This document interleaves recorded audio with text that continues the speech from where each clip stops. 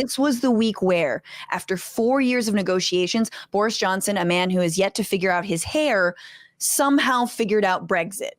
And there's going to be a lot of details to work out and bureaucracy and red tape in a move that might actually undo the UK altogether, since neither Northern Ireland or Scotland are happy about it. But maybe I'm just oversimplifying it, because but for me, this feels like the longest way to go just to keep brown people out of your country. This is the most British xenophobic thing, like xenophobia. Yeah. Like they don't want to be openly anti-immigrant. They're just like bumbling around like, well, it's about sovereignty and where we have to feel as if you're just like, just say you don't want immigrants. Yeah, it's fine. Just say that. Like, this would have all been easier if they had just been like, yeah, no, just no immigration, but trade, yes, immigration, no.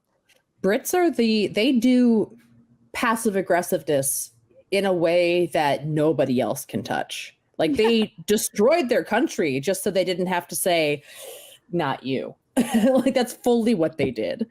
Yeah.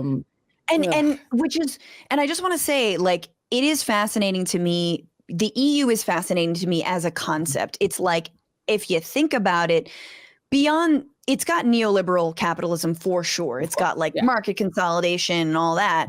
And in that way, I'm like dubious. But at the same time, it did what things like NAFTA have never considered doing, which is like, we put markets and people at the same level. So markets cross borders, corporations cross borders, so can people. That's fine. Like, can you imagine if NAFTA were like, oh yeah, between Mexico, Canada, and the US, free passage whenever? Fucking never. We would rescind that in a heartbeat. We're such a racist country. Oh yeah, absolutely.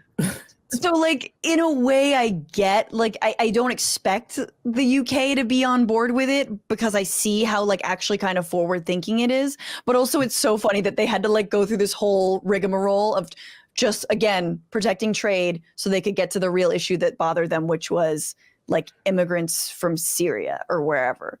Yeah, exactly. I mean, it's interesting because I feel like Brexit is such a bad idea that it's almost ruined the British accent for me. Where I'm like, they used to believe like, oh, when you hear one, you're like, oh, they're so posh and they sound so educated, and now you're like, oh no, you're just us with a better accent. That's all it is. Got it. Yeah, awesome. Boris Johnson is your Trump. That's fine. Right. You just pronounce all your vowels. Cool. Yeah, exactly. You stabbed Jeremy Corbyn in the back the same way we did with Bernie. Great. Awesome. Yeah, we're the same. I don't think that you're hot anymore. And guess what? You really needed that accent because your teeth suck. And now toothpaste is going to cost even more. I don't think is that part of Brexit? Probably. It definitely should be.